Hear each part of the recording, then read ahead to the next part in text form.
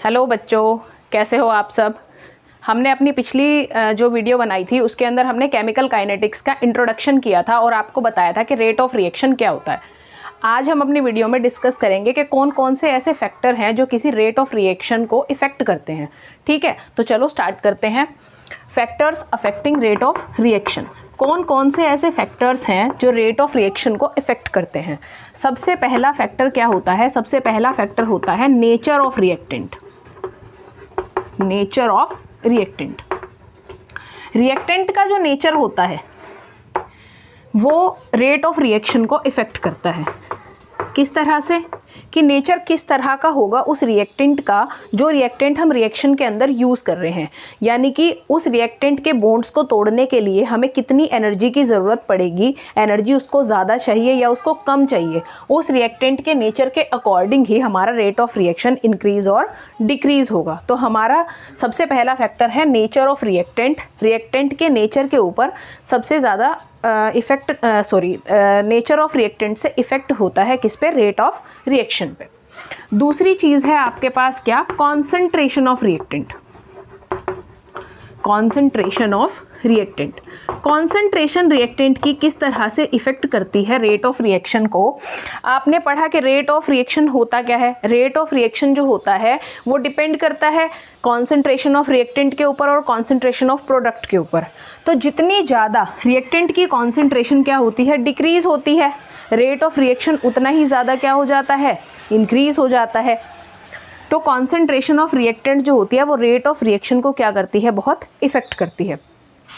तीसरी चीज़ है आपके पास nature of reactant, concentration of reactant, और तीसरी चीज़ आपके पास आती है प्रेजेंस ऑफ कैटलिस्ट। कोई भी कैटलिस्ट अगर रिएक्शन के अंदर आएगा तो आपको पता है वो क्या करेगा? रिएक्शन के रेट को इंक्रीज़ कर देगा। तो कोई भी कैटलिस्ट क्या करता है? रेट ऑफ रिएक्शन को इंक्रीज़ कर देता है। फोर्थ है आपके पास टेम्परेचर। सबसे इंपॉर्टेंट फैक्टर है टेम्परेचर। टेम्परेचर क्या करता है? टेम्परेचर रेट ऑफ रिएक्शन को इंक्रीज़ करता है कि जैसे जैसे टेम्परेचर इंक्रीज़ होगा वैसे वैसे रेट ऑफ रिएक्शन भी क्या होगा? इंक्रीज़ होगा। जैसे जैसे टेम्परेचर डिक्रीज़ होगा वैसे वैसे रेट ऑफ रिएक्शन भी डिक्रीज़ होगा। कुछ इस तरह की रिएक्शंस होती हैं जो कि रूम टेम्परेचर पे कैरी आउट नहीं करती, तो उस तरह की रिएक्शंस के लिए हमें क्या करना पड़ता है? टेम्परेचर को इंक्रीज़ करना पड़ता है। और जब हम टेम्परेचर को इंक्रीज़ करते हैं तो रेट ऑफ रिएक्शन भी क्या होता है? इंक्रीज़ हो जाता है। उसके बाद है आपके पास surface area of reactant. Reactant का जो सरफेस एरिया होता है वो रेट ऑफ रिएक्शन को किस तरह से इफ़ेक्ट करता है? रिएक्टेंट का सरफेस एरिया जितना ज़्यादा होगा, रिएक्टेंट का सरफेस एरिया जितना ज़्यादा होगा उसी के अकॉर्डिंग नंबर ऑफ पार्टिकल्स भी क्या होंगे? ज़्यादा होंगे, क्योंकि पार्टिकल्स का साइज़ बहुत छोटा होता है। जितना सरफेस एरिया रिएक्टेंट का बढ़ा देंगे उसी के अकॉर्डिंग नंबर ऑफ पार्टिकल्स भी क्या होंगे? इंक्रीज़ हो जाएंगे। और जितने नंबर ऑफ पार्टिकल्स इंक्रीज़ होंगे उसी के साथ साथ रेट ऑफ रिएक्शन भी क्या होगा? इंक्रीज़ होगा। ठीक है, ये फैक्टर्स हैं हमारे जो रिएक्शन के रेट को क्या करते हैं? इफ़ेक्ट करते हैं। लास्ट फैक्टर है हमारे पास प्रेजेंस ऑफ रेडिएशंस। रेडिएशंस की प्रेजेंस। रेडिएशंस भी जो होती हैं वो भी किसी रिएक्शन के रेट को इफ़ेक्ट करती हैं। किस तरह से इफ़ेक्ट करती हैं? आपको पता है बहुत सारी ऐसी रिएक्शंस होती हैं जो कि डार्क में कैरी आउट ही नहीं करती, यानी डार्क में वो रिएक्शंस टेक प्लेस ही नहीं करती। तो उस तरह की जो ऐसी रिएक्शंस होती हैं जो कि डार्क में ना कैरी आउट करके या डार्क में टेक प्लेस ना करके लाइट में ऐसी रिएक्शंस होती हैं, उन रिएक्शंस को हम क्या कहते हैं? उन रिएक्शंस को हम कहते हैं फोटोकेमिकल रिएक्शंस।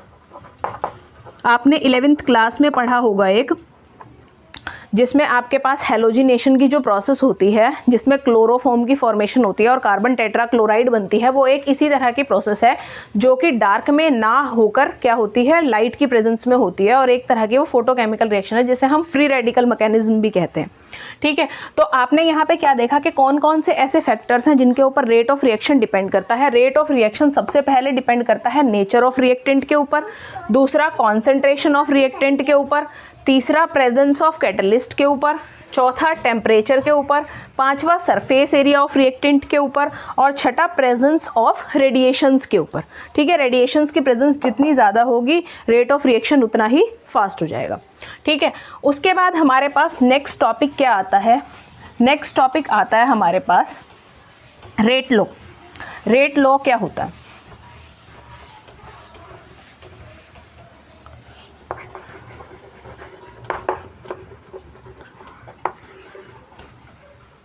अब आप अगर एक सिंपल इक्वेशन लेते हैं जिसमें आपने क्या लिया, A plus B equals to C plus D.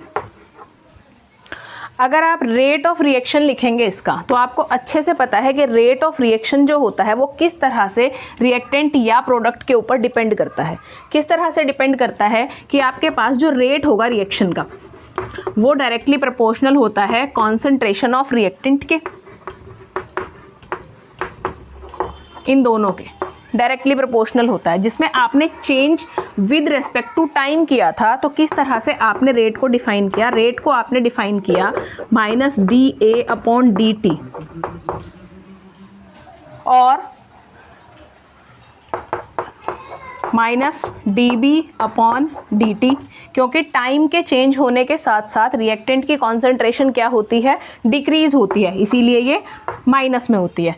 Similarly अगर प्रोडक्ट की कॉन्सेंट्रेशन लेंगे तो d c upon D t equal to d d upon D t. ये पॉजिटिव है क्योंकि हमारे पास इंक्रीज होती है प्रोडक्ट की कॉन्सेंट्रेशन, जैसे जैसे रिएक्टेंट की कॉन्सेंट्रेशन क्या होती है? डिक्रीज होती है, प्रोडक्ट की कॉन्सेंट्रेशन इंक्रीज होती है। तो इस तरह की फॉर्म में जब हम किसी रिएक्शन को लिखते हैं तो ये होती है उसकी डिफरेंशियल फॉर्म।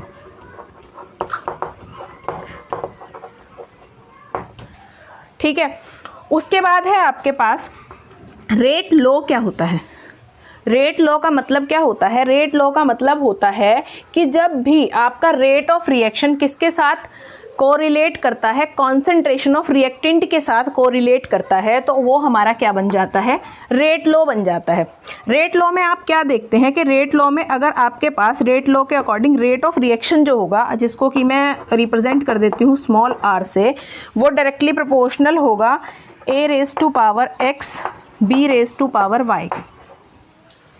ठीक है, अब यहाँ पे ये x और y क्या है? x और y जो है इस a और b के इक्वल हो भी सकते हैं और नहीं भी हो सकते, क्योंकि ये a और b क्या है? हमारे स्टोइकियोमेट्रिक कोफिशिएंट्स है। लेकिन ऐसा ज़रूरी नहीं है कि यहाँ x और y की वैल्यू वही हो जो यहाँ a और b की वैल्यू होगी। ये डिपेंडेंस किस तरह से होती है? ये डिपेंडेंस इस तरह से होती है कि रिएक्टेंट की कॉन्सेंट्रेशन बढ़ा देने से रेट ऑफ रिएक्शन पे क्या इफेक्ट होगा।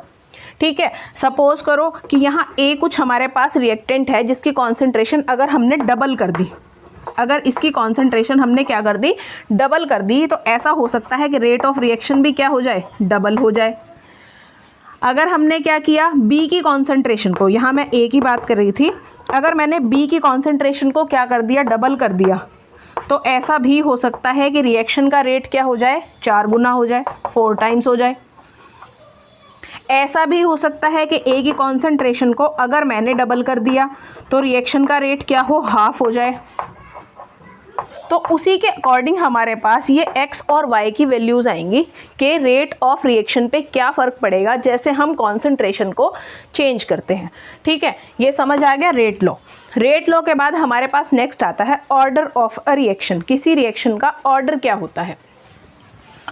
ऑर्डर ऑफ ए रिएक्शन क्या होता है? रिएक्शंस जो होती हैं वो अलग अलग ऑर्डर की हो सकती हैं, लेकिन वो ऑर्डर हम निकालते कैसे हैं?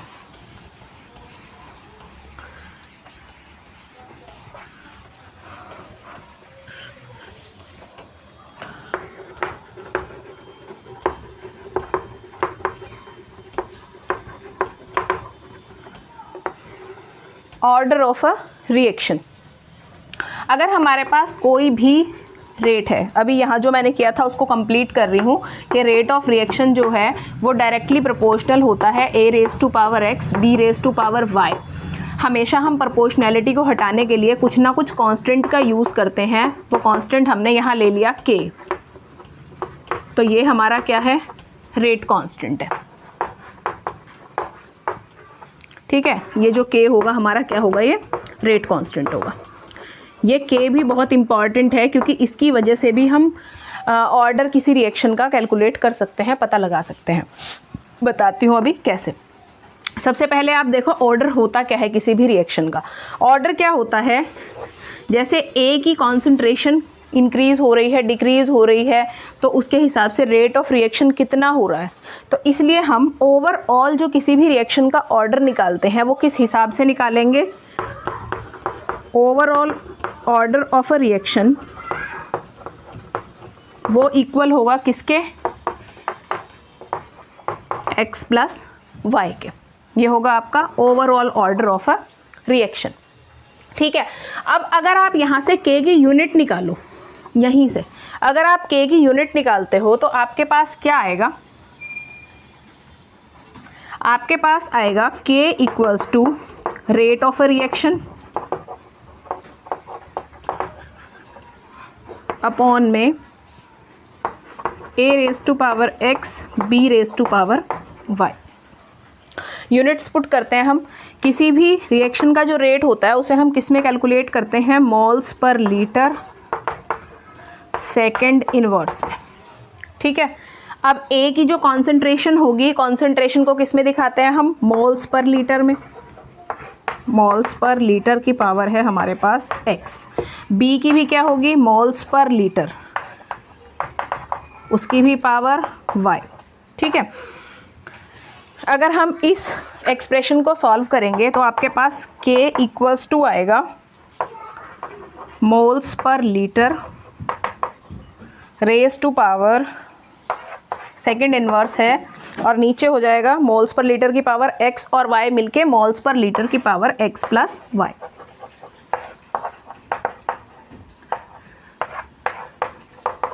और अभी हमने क्या बताया कि जब हम ये x प्लस वाई कर देते हैं तो ये क्या बन जाता है, ओवरऑल ऑर्डर बन जाता है किसी भी रिएक्शन का, जिसे हम किससे रिप्रेजेंट करते हैं, n से रिप्रेजेंट करते हैं।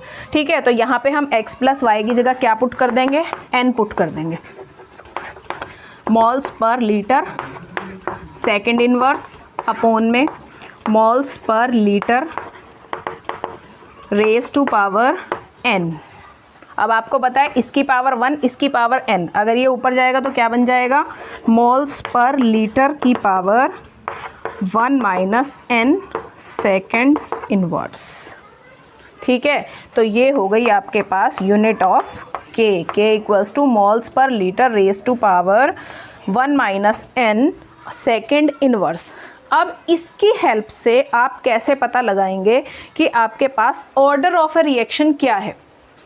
सबसे पहले इसी एक्सप्रेशन को दोबारा देखेंगे।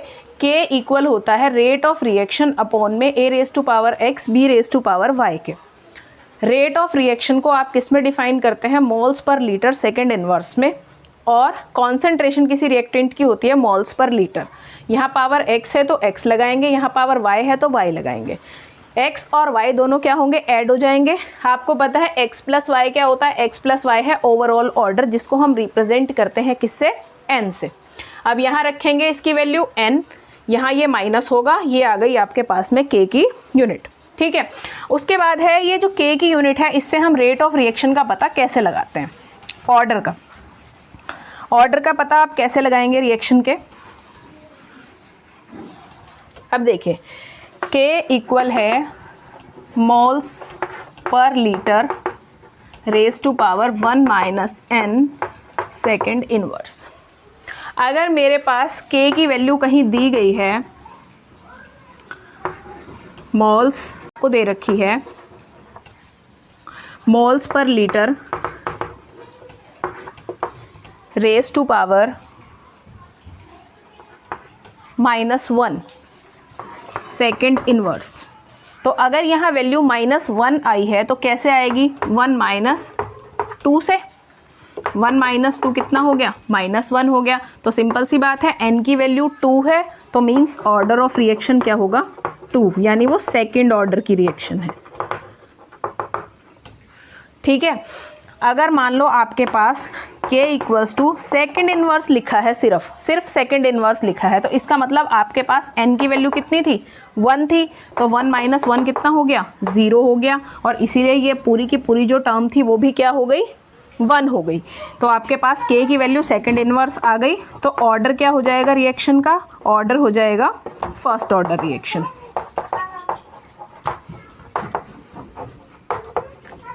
ठीक है। इसी तरह से आपको जैसे सेकंड ऑर्डर का पता चला, फर्स्ट ऑर्डर का पता चला, ऐसी जीरो ऑर्डर रिएक्शन भी हो सकती है, हाफ ऑर्डर की रिएक्शन भी हो सकती है। ठीक है, तो यहाँ से आपके पास में के की जो भी यूनिट आती है उससे आप कैलकुलेट कर सकते हैं या पता लगा सकते हैं ऑर्डर ऑफ रिएक्शन का। अपनी अगली वीडियो में हम फिर मॉलिक्युलैरिटी के बारे में पढ़ेंगे और ऑर्डर ऑफ रिएक्शंस जो होती है हमारे पास डिफरेंट टाइप की, zero order, first order reactions, उनके बारे में डिस्कस करेंगे। वीडियो देखने के लिए थैंक यू और आगे आने वाली वीडियोज़ को कंटिन्यू देखते रहें।